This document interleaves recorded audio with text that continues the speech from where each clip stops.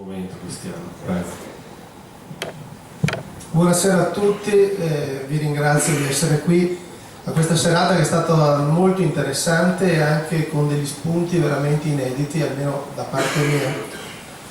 Per quanto riguarda il delegato, diciamo, della Regione Veneto, io penso che sia anche una cosa molto importante, visto che la Regione sponsorizza magari manifestazioni più o meno valide, più o meno discutibili, che per la prima volta in questo Stato irriformabile chiamato Italia, ok, alla bancarotta, qualcuno giustamente ha detto, ci sia una regione che faccia un plebiscito digitale, elettronico. Questa è una cosa secondo me molto molto importante.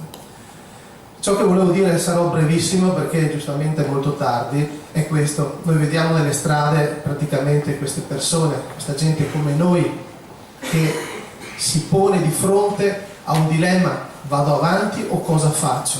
Gente che sta soffrendo il freddo per dimostrare contro quello che è lo strapotere della politica romana cosa voglia dire avere una famiglia, cosa voglia dire portare avanti un qualcosa per se stessi e per le persone come noi. Altro che, come dice il sindacalista, mi pare che sia della CGIL, vero? Come ha detto il sindacalista della CGIL, che ci sono solo gli evasori, lì ci sono anche gli studenti, lì ci sono anche i pensionati, lì ci sono anche i disoccupati, lì ci sono anche le persone che soffrono quotidianamente quello che vuol dire la prevaricazione di Stato. Ecco per quale ragione io dico sempre che uno Stato che non rispetta i propri cittadini non è degno di essere chiamato nazione.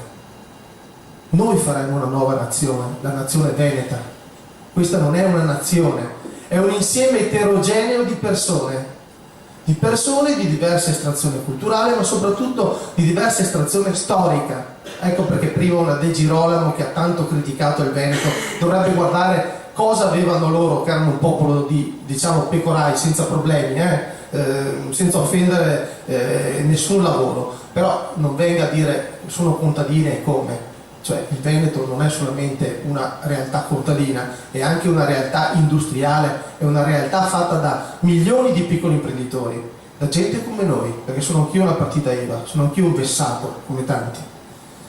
Termino questo con questa l'ultimissima considerazione. Circa 2007, ottobre 2007, ho visto praticamente un intervento dell'attuale Presidente del Consiglio Letta sulla stampa. Diceva esattamente le cose che dice oggi e non è cambiato niente, non c'era ancora la Lehman Brothers, giusto? È arrivata intorno al 2009 il crack famoso dei titoli tossici, che quello è stato fatto dai grandi banchieri. Diceva le cose che dicono oggi, quindi io dico una semplice cosa: destra e sinistra non cambierà niente, perché sono le identiche ali dell'identico avvoltoio. Grazie, buonasera, scusate, termino qui per le ragioni di tempo. Allora, ci sarà...